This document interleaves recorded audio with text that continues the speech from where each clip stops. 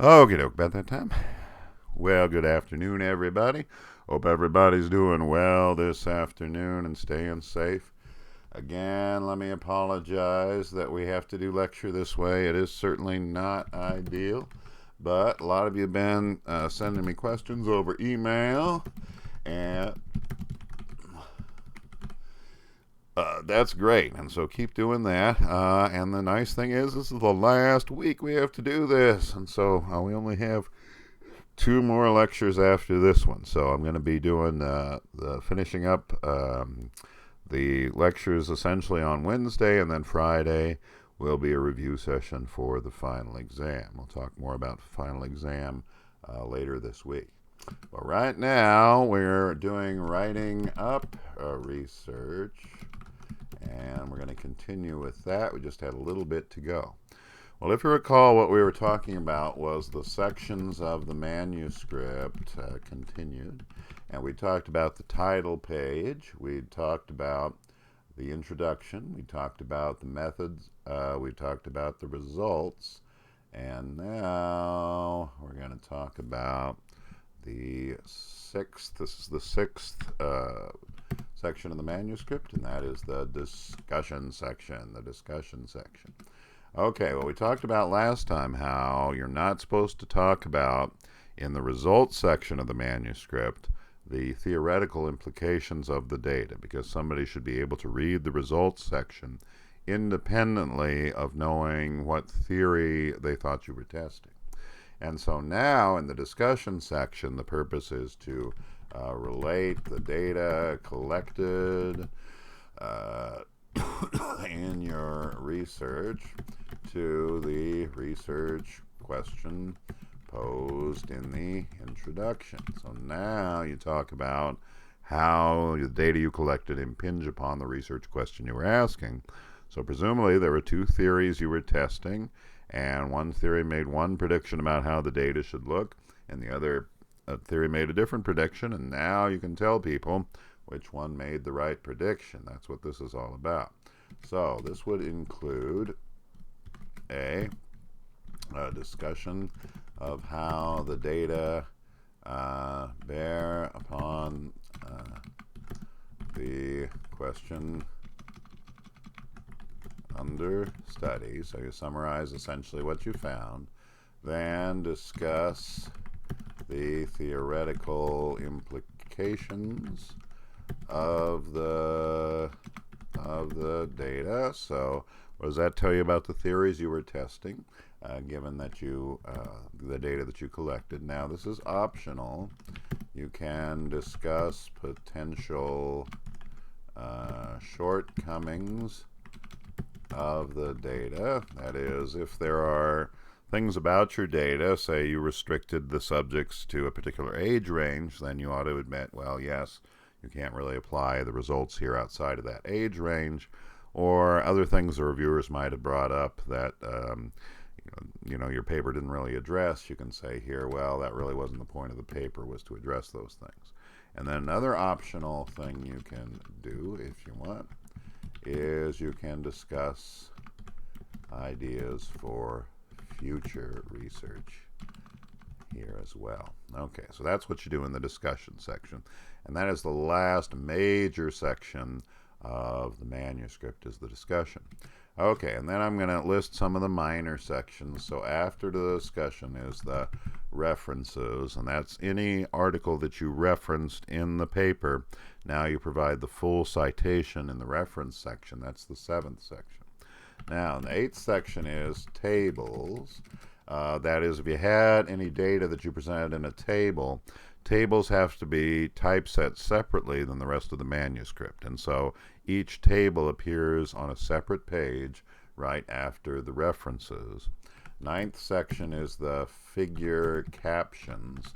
So if you have figures, and a figure is any type of picture, a graph of the data would be a figure. If you had a photograph of your setup, computer setup, that would be a figure. If you had some diagram you were illustrating something with, that would be a figure as well. And when you publish something, underneath the figure is a little description of what the figure is. That's the figure captions. They all go on one page after the tables. And then last is the figures. That's each picture, whatever it is, a graph or a photograph.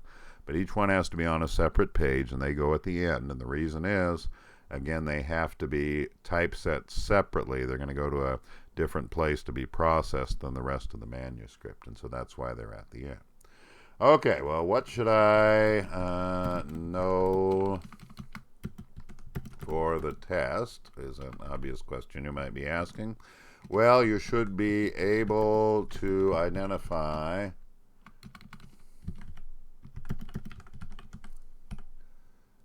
the title page, abstract, introduction, method, results, and discussion.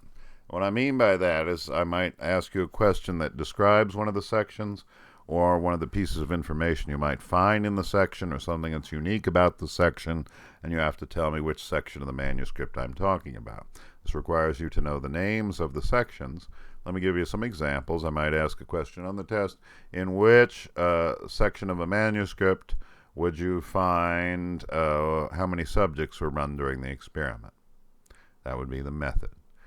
In what section of the manuscript would you find a graph showing the means of the dependent variable at each level of the independent variable? Well, that would be the results. Where would you, in the manuscript, would you find literature review? That would be the introduction.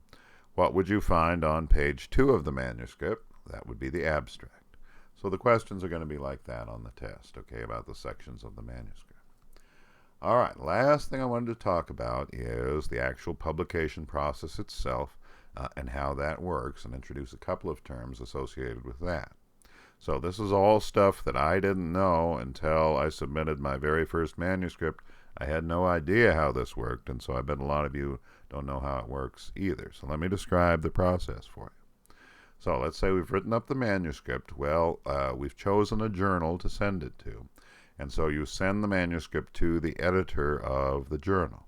Now, typically for a big journal, there's going to be a number of sub-editors, probably maybe for different topics. Like for a perception journal, there'd be a big editor for the journal, but then they'd probably have an editor for high-level vision, one for low-level vision, one for hearing, and then one for the other senses is probably how they would do it. So typically your article would be given to the sub-editor whose field is closest to your own. They will then send the article out to typically 3 people in the field who are experts on the topic that you're addressing in your paper. And they write a review about whether the paper should be published or not. Now, they're allowed to remain anonymous when they review these articles, and I think that's a good idea. You're going to be dealing with these people the rest of your life, and if they write a really nasty review, then you're probably going to hold a grudge against them. So, I'm sorry, I got a cough here. I hope I don't have the virus, but maybe I do. And so that's why I think it's probably a good thing that it is anonymous. So I would say every month or so, I get an article to review. And I typically you're allowed 3 months to review it, typically. And you're supposed to write about its scientific merits. Now, I don't know if you've ever had the opportunity to be criticized anonymously before, but you don't really know what human beings are like until you've had that, because people are way nastier when they're going to criticize you anonymously than when not. And so always you're upset when the reviews come back because you think the reviewers are complete idiots, and they say a lot of nasty things, and you think a lot of the criticisms aren't justified. Well, the editor is going to read the reviews, but you're never going to get accepted the first time. That never happens. There's always going to be some revisions that they want. And so what the editor will do at that point is, if the reviews are really bad, he or she may just say, no, this will never be acceptable, don't send it back here. More typically, it would be, well, there are some problems with the manuscript that maybe you'll be able to deal with, and oftentimes dealing with them will require you to collect additional data or do another experiment. And so, you may have to do that, but then they'll invite you to resubmit it. So it could be just rejected at that point, or they could say you can revise this and resubmit it. Those are pretty much your only 2 options. Okay, so at this point, it's probably been 3 months since you sent it in, and now I'm probably doing other things. But if typically they would want some additional data collection, and so I probably have to do another experiment or two. Then you resubmit it, and the editor will send it out again. Now, he might not send it at this point to all the reviewers. If some of the reviewers liked your article the first time, he might not bother sending it back. But anybody who gave a negative review, he'll definitely send it back to. Then you get the next round of reviews back, and now it is possible the editor could say, okay, now it's acceptable for publication. More typically, I would say it's usually sent back to you again when they want more revisions, and then you have to send it a third time. So I would say it's more typical to send it in 3 times before it's accepted than 2 times, but that can happen. Okay, well, once the editor decides that, and the editor is the one who gets to make the decision about whether your article gets in the journal or not. But once the editor sends you a letter saying your article has been accepted, then your article is what we call in press. In press is the status of an article that has been accepted for publication, but which has not yet appeared in the journal. The status of an article that's been accepted for publication, which has not yet appeared in the journal, that's in press. Now, you may have seen this before. When you're reading articles, you might see they reference an article in the text, they have the author's name, and then typically they'll have the year after the author's name, but you might see sometimes where it has the author's names and then in parentheses it says in press. Well, all that means is that you're referencing an article that has not yet appeared in the journal. That's what it means to be in press. And because the publication process is slow, an article can sit in press for a long time. The shortest I've ever had an article sit in press is 6 months, I think, and the longest was 2 years once. So these articles are sitting around a long time before they're actually published. But a couple months before it's actually going to be published, the first author on the article will get in the mail a set of things called galley proofs. Galley proofs are a typeset copy of the article that is sent to the author for final approval. Okay, so what they've done with the galley proofs is they've typeset your article. They've incorporated all the figures and tables into the article so it looks just like it's going to appear in the journal. And then just before it's going to appear, I would say a month or so, what you do is you're supposed to sit down with somebody else. One of you has the manuscript, one of you has the galley proofs, and one of you reads the manuscript while the other sits there with the galley proofs and checks word for word to make sure they're the same. Because you want to make sure that in the typesetting process, they didn't make a mistake. Particularly, it would be terrible if they got the means wrong or the statistics wrong in your article, and then it's wrong forever. So you got to be sure that it's right. Then you mail it back to them, and then usually a month later, boom, the next issue of the journal, your article appears. Now, here's the thing that I want you to realize about this process, that it's super, super slow. So let's say I sent an article in today that I just finished. Well, it would take about 3 months if I'm lucky to get the reviews back. Then it might take me 6 months or so probably to do the revisions, collect additional data. So now we're 9 months out. I'm going to send it back in, another 3 months of review. Now we're a year out. Best case scenario, it gets accepted at that point, and it's in press. And then it'll sit in press for at least 6 months, but maybe a year before it actually comes out. So what does this mean? Well, if you went to the library, if the library was open, and got the very latest psychology journal that had just come in that day, and looked at an article there, you're actually reading research that was done 2 years ago. So our journals are 2 years out of date, essentially. And so one really can't rely on the journals if you want to keep updated in the field. I have to ask people at conferences to tell me about their research and ask them to send me copies of their articles that they've done now that haven't appeared yet so that I can remain current in the field. So this is a bad thing about our field. I think it's going to go away because I think we're going to get sick of putting all these things on actual paper, things just could be electronic, and then as soon as it's accepted, if it were electronic journal, boom, the next day it could be up, and everybody could see it. So that would be cheaper for everybody and faster. So I imagine in your lifetime we will stop actually printing these journals. But that's how the publication process works. And then, of course, you should email me if you got any questions about how that works. And some of you did for the last lecture. That's great. Okay, well, that's all I had to say about writing up research. And now we're going to talk about the last topic in the class that we'll talk about the rest of today and next time. And that is ethics, the ethics of doing research. So we've gone all the way through the research process, but one more topic that we ought to cover is how can you be ethical when you're doing research. So anytime humans interact, there's an ethical component to it. And I'm sure you are familiar with some unethical research that has been done in the past. Most famous example of unethical research was the research that the Nazi doctors did during World War II at the concentration camps, where they did horrible things to the inmates there. So you may be familiar with some of the things they did. They froze people to death to see how much cold somebody could take. They burned people to death to see how much heat they could take. They shot people up in the air to see how high up people could go before they died. They would inject people with diseases, deliberately give people diseases to see if they could cure the diseases. So all sorts of awful things that they did to the inmates. Now, after World War II, there were the Nuremberg war crimes trials at which these Nazi doctors who had participated in this were tried at the trials.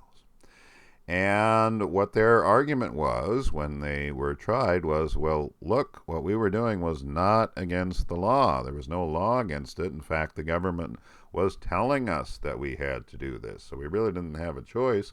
We were being ordered by the government, and you can't really punish us. There wasn't any law that we broke.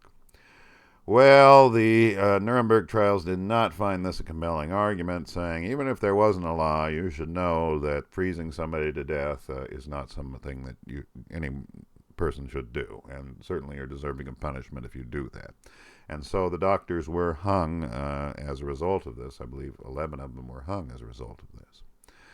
Now, as a result of this, the Nuremberg trials, this led to the very first attempt to actually come up with a code of ethics for doing research.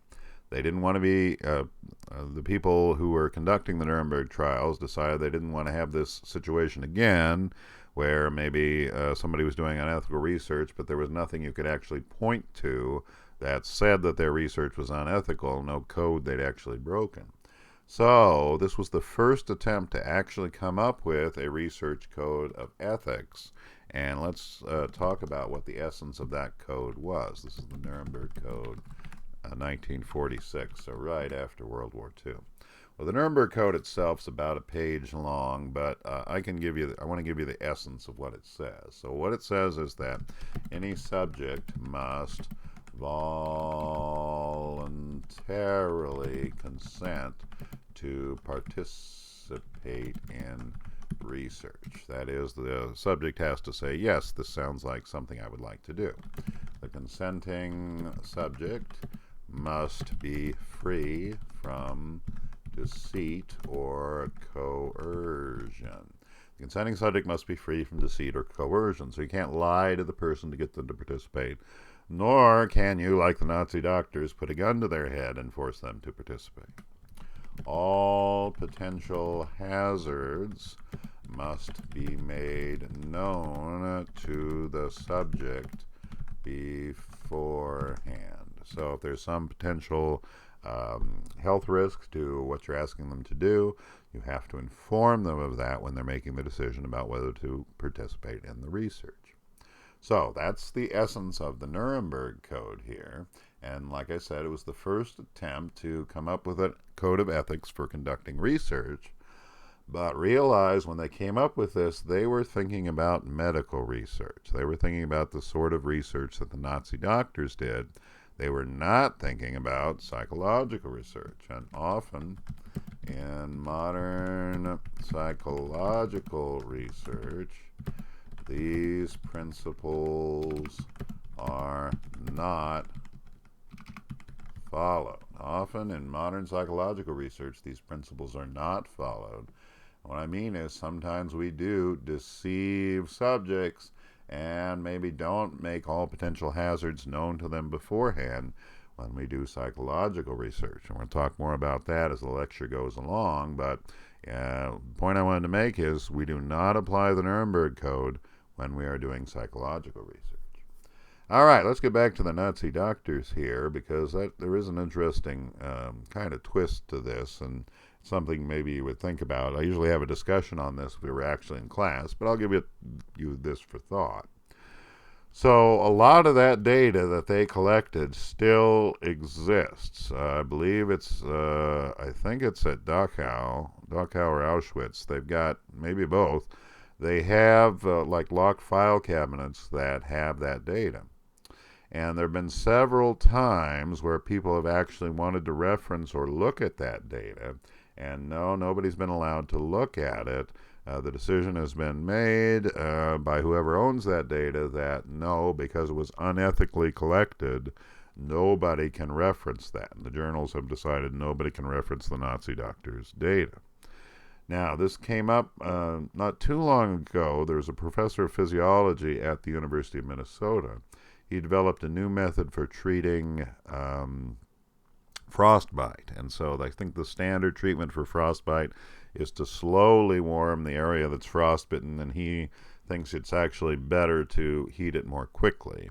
And he actually needs some of that Nazi doctor data to support his hypothesis, but so far he's been denied it as far as I know. So just some food for thought here is whether that data the Nazi doctors collected should be released or not. The argument that it should not be released is, well, if we make a clear principle that when somebody collects unethical data, we will not look at it, this provides a strong disincentive for people to collect unethical data.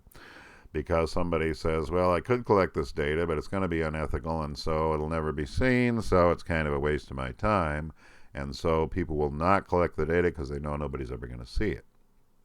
On the other hand, one could argue, well, it is very unfortunate that this happened, but that data could actually help people now, and it seems kind of crazy not to help people now, just based on this principle that it might discourage people from doing it in the future. Well, you're definitely hurting people now by not releasing that data. So I can certainly see it going either way, and I'm curious as to what you think, whether you think that they should release that data or not. I won't say what I think one way or the other, because I kind of gone back and forth on that. Okay, well, anyway, let's go back. We don't use the Nuremberg Code in psychology, so what code do we use? Well, we use the APA code. APA code was first published in 1966, so I'll give that as the year. Remember APA, we talked about the APA style guide. That's what we were talking about with the sections of the manuscript. APA stands for American Psychological Association. And in addition to that style guide, they also have a book of ethical principles that psychologists are supposed to follow. And you can usually pick that up in like the reference section of university bookstores. They'll have the APA ethics guide. Now, most of the ethics guide deals with clinical and counseling psychology and the ethics of a clinical and counseling psychologist dealing with their clients. So there's a lot of ethical issues there. But there is a section of the APA guide that also deals with research ethics. And so we're going to talk about the principles in the APA code. But before we talk about that, let's talk about how the APA code differs from the Nuremberg Code. The APA code differs from the Nuremberg Code in that it allows certain forms of deception or coercion to be applied to potential research subjects. The APA code differs from the Nuremberg Code in that it allows certain forms of deception or coercion to be applied to potential research subjects. So I bet most of you are familiar with, in social psychology in particular, they often use deception experiments where they tell people the experiment is about one thing and that one thing is going to happen when actually something else happens. Now, you have to do that. You have to deceive people because you would get sensitization effects. Otherwise, people would understand what the manipulations were in the study and they wouldn't act naturally. So that's why deception is allowed. Notice that that breaks the APA, the Nuremberg Code, that does not allow deceit or coercion. So that's going to be the main difference between them. And there's going to be more principles on the APA Code than in the Nuremberg Code. So, when I want to do some research, or anybody in the psychology department at Iowa State does some research, we are evaluated, the ethics of the research is evaluated relative to the APA code. Does it follow that code of ethics? Now, I know a lot of students are concerned when they talk about some of these old experiments in some of their other classes, particularly some of the old social psych experiments, and then maybe some of the experiments in perception as well that I talk about when I teach my perception class. Sometimes students find these unethical experiments. And so students are worried, are there really good ethical protections these days? Well, in the old days, that's when most of these studies that seem unethical to you were done. They weren't very good about this, but these days they're super hyper vigilant. So let me describe the process I have to go through if I want to do some research. So I have a bunch of forms that I have to fill out, and the forms ask me things like, is the subject data, how are you going to keep the subject data anonymous? When will any sort of identifier of the subject be removed from the data? Is there any hazards or risks to the study? How long will the study take? How are you going to recruit subjects? It goes on and on and on. You have to, describe all this. Well, this first would go to a committee in the psychology department. They will apply the APA code to it to see if they think it's ethical. If they don't, you'll have to do some revisions to it. If they find it acceptable, then it goes to the university committee. Now, the university committee is called the Institutional Review Board, and that's abbreviated IRB. So Institutional Review Board is IRB. I'm going to call it the IRB the rest of the lecture. And there is a full-time administrator in charge of the IRB over in Beardshire. And then there's a committee mostly made up of professors on campus from departments that use human subjects in their research that evaluates all the research studies that use human subjects to see if they're ethical. So it includes this administrators on the committee, several professors from departments that use human subjects. There's also a physician on the committee who can talk about medical issues. And then there's a member of the community, somebody who lives in Ames who has no affiliation with the university whatsoever, so that we have an outside person not affiliated with the university who's making sure we don't do like a bunch of unethical stuff and say that it's okay. No, we get this guy from outside who says it's okay too. So that's the idea. So then they evaluate your proposal, and then if it's okay, you can go and do your research. If it's not, then you might have to do revisions. Now, what I would say about the ethics of research is, if there are the three criteria I think need to be met in order for your research to be ethical. And this is what I would say, and I think what most people would say. The first criteria that research has to meet for it to be ethical is that you have accurately told the person what's going to happen in the experiment. You've accurately told them, they know everything that's going to happen. Secondly, there's no harm that could come to the person. They're not in any physical danger from doing the experiment. And third, they are told accurately that they can stop the experiment anytime they want. Anytime they don't like what's going on, you can say stop, and we will stop immediately. If you meet those three criteria, you've accurately told the person what's going to happen, the person is not in any danger during the experiment, and they're told they can stop the experiment anytime they don't like what's going on, I don't see how your research can be unethical if you met those three. And most universities, they would agree with me. Research that I do always meets those three criterion, and so at most universities, an hour and a half after I've sent it in, I would get notification that, yep, you're good to go. Iowa State is the worst. I have never heard of a university this bad. It takes months to get through approval, and they will deny you for stuff that I can't even imagine how somebody could think it's unethical. Like, I know one professor in the psych department, after 3 months of review, they got rejected, and the reason was, in one place on the consent form that subjects filled out, it said that the experiment would take less than half an hour. And then in the directions the subject read, it said the experiment would take about 20 minutes. So the consent form said it would take less than half an hour. The directions said it would take about 20 minutes. This got rejected. Well, it's confusing to the subjects. Does it take less than half an hour or 20 minutes? Well, 20 minutes is less than half an hour, so I don't know how confused you could be. But I can't imagine any sane person thinking that that is unethical. But our committee thinks it's unethical. So I would say a committee is necessary. We do need people to assess the ethics. But the committee can get in the way of scientific progress as well if they're rejecting things, rejecting proposals for things that aren't unethical and taking a very long time to do it. I think that is unethical because now you're halting scientific progress for no really good reason. You're not really protecting anybody's ethics anymore. That's just my opinion. All right, but anyway, getting back. Now what we're going to do is we're going to talk about the principles of the APA code that you have to follow when doing research. So we're going to begin this today and continue with it on Wednesday. This is ethical principles when conducting psychological research. And I like this lecture because it gives me a chance to tell stories about research that I think are fun, and research is supposed to be fun, and so allows me to tell you about instances where weird things have come up with the ethics committee, in addition to talking about these principles. So I hope you'll enjoy this lecture and the next one. Okay, so the first one we want to talk about is ideally,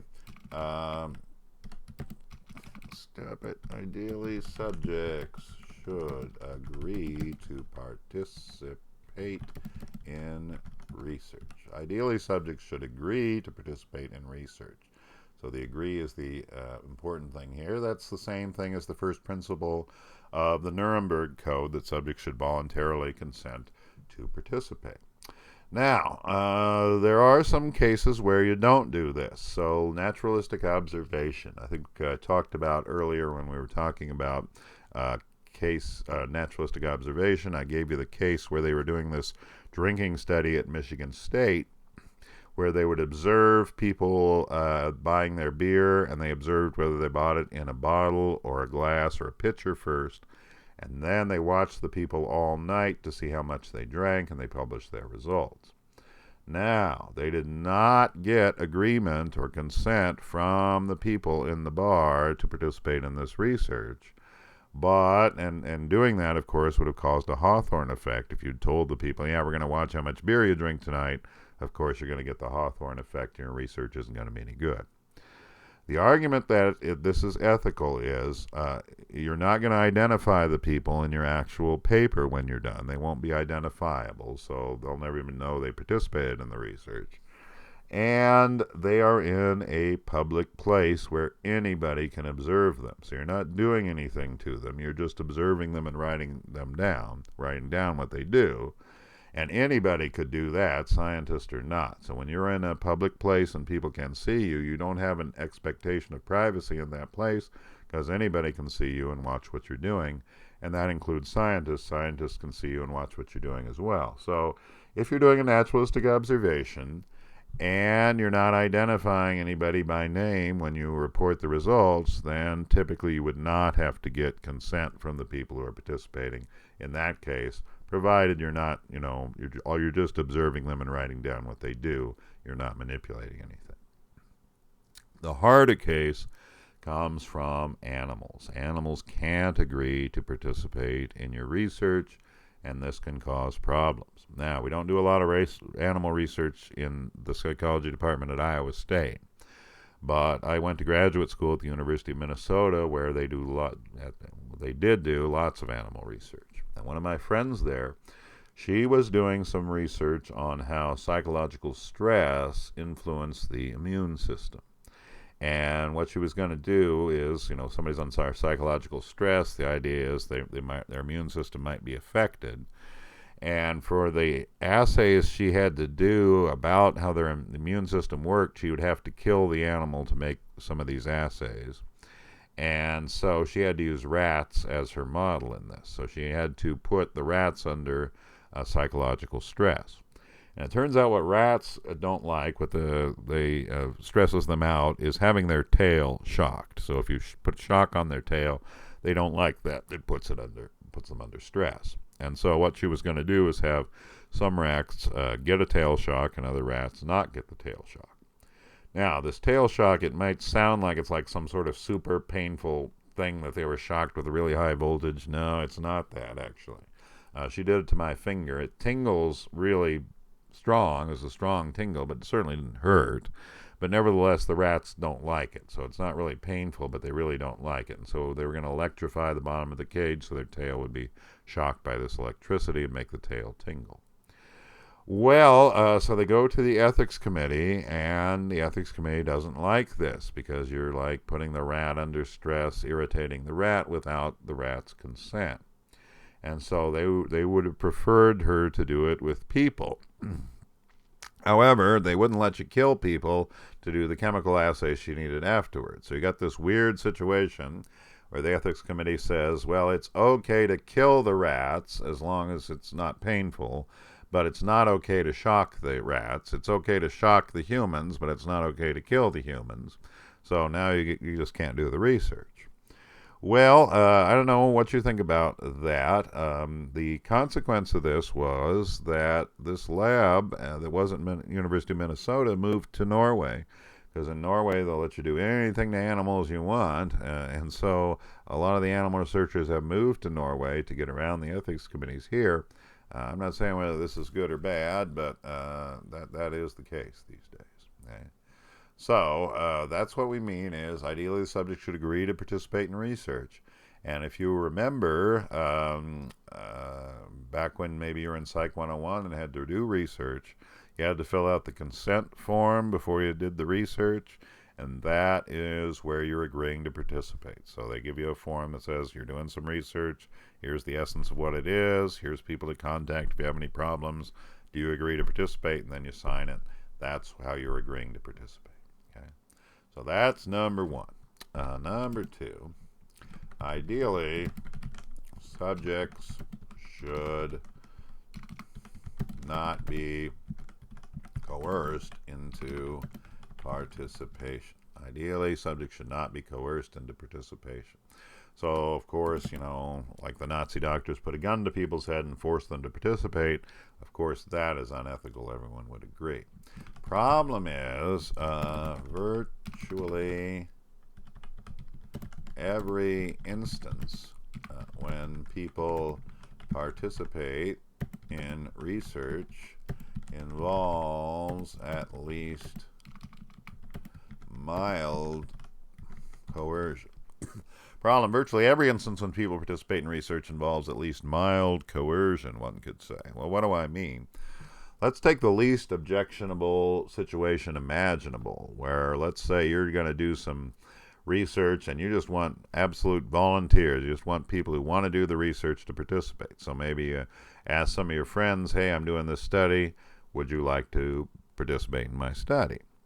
Well, maybe your friend doesn't really want to participate in this, but they're afraid that if they say no, it's going to hurt your feelings. You won't be friends with them anymore. And so they participate even though kind of they'd rather not. And so one could say, well, they were kind of coerced into participation because they were worried that you wouldn't be their friend anymore. So yeah, I'd say that's at least mild coercion. Now, in Psych 101, we have a requirement that you actually have to do some research credits. And so let's say, you have extra research credits you can do as well. So let's say somebody is flunking Psych 101. We essentially are giving them a choice with these extra credit points. Well, you can flunk Psych 101 or you can do research. Those are your options. So it's like we're coercing them by threatening them with flunking the class if they don't do this research. Now, the way we get around that so it's still ethical to have that as a requirement is we have to offer an alternative activity to get those points other than doing research. And if you remember, if you took Psych 101 here, what we do is you can read articles and then take a little quiz on the articles to get your extra credit points instead of doing research. So that's what makes it acceptable to the APA, what we do. You can have that as a class requirement to have people do research, provided you have some sort of non-research activity people can do instead. Now, this has come up a number of times when I've done research. So I work sometimes with the Night Vision Lab at Fort Belvoir in Virginia. And what we're trying to do is train soldiers to be able to identify military vehicles when they're using these night vision goggles. So night vision goggles tell you essentially what parts of the vehicle are hot. That's what they pick up on, is infrared radiation coming from the vehicle. And depending on what a vehicle has been doing, it can look really, really different in the night vision glasses. So if it's been running its motor, the motor will be hot, but if it's been standing still, the motor won't be hot. If it's a tank and it's been firing the gun will be hot, but if it hasn't been firing the gun, it won't be hot. So some different parts can be hot or not depending on what the vehicle's been doing, and so we have training programs to try and get the soldiers able to recognize the different vehicles under different circumstances so that they won't shoot the wrong people. Okay, and so to do this, we want actual trained tank crews of soldiers to be in our experiments. And so typically what we'll do is, this lab I work at is near Washington, D.C., and we'll bring in actual tank crews from Fort Bragg in North Carolina, or Fort Benning in Georgia, or Fort Knox, which is in Kentucky. And they like it. It's fun for them because we can't, they'll get tired if we test them all day. So typically we'll just test them in the morning, and then for the rest of the day they just get liberty in Washington, D.C. to do whatever they want. So it's a fun option for them. It's a lot more fun coming to our experiments than being on the base. But nevertheless, the fact is that these guys really didn't voluntarily consent to participate in our research. Now, I wish we had the class here, because I'm sure we have some people who are in the military in class, and I often ask them, all right, so what if your commanding officer gave you a direct order to do some research and you didn't want to do it? Well, they all say you would do it anyway. It would be illegal for you to refuse a direct order from your commanding officer if it was a legal order. And so, yeah, if these guys refuse to do our experiment, there would be some kind of consequences for them. I'm not sure exactly what. So one can argue very persuasively that, yeah, our subjects in those experiments were coerced into participation. They did not voluntarily agree to participate. And as such, well, we cannot publish the results in an APA journal. Technically, it does not follow APA ethical guidelines. Now, the weirdest case I had of this was, I worked at USC before I came here, and we were going to do some PET scanning. We wanted to do PET scanning on people when they recognized objects and when they recognized faces.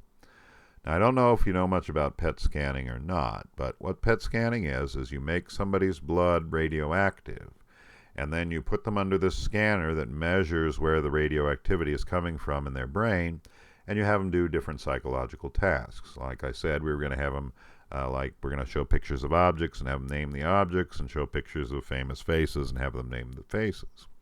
And then what you can do is, with the scanner, you can see where the blood is flowing in their brain while they're doing these tasks, and that can help you decipher what part of the brain is doing the tasks. Well, like I said, the way this works is by picking up on the radioactivity in your blood. So to do this, you have to make the person's blood radioactive. And so there's this radioactive stuff that you got to smell in order to do a PET scanning experiment. Now, this sounds worse than it is. It's not like you're sniffing this cocaine. It's a gas, so you sniff this test tube, and this stuff that you sniff makes your blood radioactive. Now, it sounds bad because, wow, how much radioactivity are you getting? Well, it's about the amount of radioactivity in 2 chest x-rays, about that much. So not a huge amount, but, it's not insignificant either. And so, of course, we told people that their blood was going to be made radioactive. It was the amount of radioactivity in about 2 chest x-rays before they participated. And we were going to give them $100 to participate in this because, there were some health risks involved. So we send this to the ethics committee, and it gets rejected. And they say, why is it rejected? Well, they said it's not ethical to give them $100. It's not ethical to give them $100. It's ethical to give them $50, but not $100. It's ethical to give them $50, but not $100. How come? Well, you see, when people hear they can make $100 doing this experiment, they're going to be so excited. I mean, that's so much money, they're not going to be able to resist. And so, like, offering somebody $100 to do the experiment, well, it's really no different than putting a gun to their head and forcing them to do it, because nobody could resist $100. Well, I don't know. Let me ask. Let's say I offered you $500 to do an experiment, but as part of this experiment, I have to inform you there's like a 50% chance you're going to get permanently blinded if you do the experiment. Do you still want to do it? Well, I'm betting no. And so what that tells me is even for $500, you are able to assess health risks and make a decision about whether it's worth it or not for you to experience those. So I thought that was particularly crazy, that we can only offer them $50. Now, that isn't a rule everywhere. I know at Minnesota when I was there was an experiment you could do where they give you $5,000 to do the experiment. And you're thinking, what's the catch? Well, the catch is you had to undergo chemotherapy, and because they were testing drugs to reduce the nausea during chemotherapy. So you'd have to actually go through chemotherapy to get your $5,000. So yeah, it's probably not worth it actually. Okay, but the point is that there's that was a weird thing about USC. At most universities, you can offer as much money as you want. All right, so then what is the way around this? Well, the APA solution to the fact that APA solution to this problem that pretty much every instance where somebody participates in research involves coercion is you make it clear to subjects they may discontinue participation at any time without negative consequences. That is, if you're doing it for credit and you show up for the experiment and you decide you don't like it, then you can stop the experiment and you will still get the research credits, even though you didn't finish the experiment because you showed up. So that's the idea, that's how we get around this coercion. If you're feeling coerced, you can stop the experiment anytime and still get the benefits that you were promised from the experiment. All right, well, that's all I wanted to talk about today. We're going to continue on Wednesday with the rest of the ethical principles, and I'll talk more about the final on Wednesday. So we'll see you then. Everybody stay safe. Bye-bye.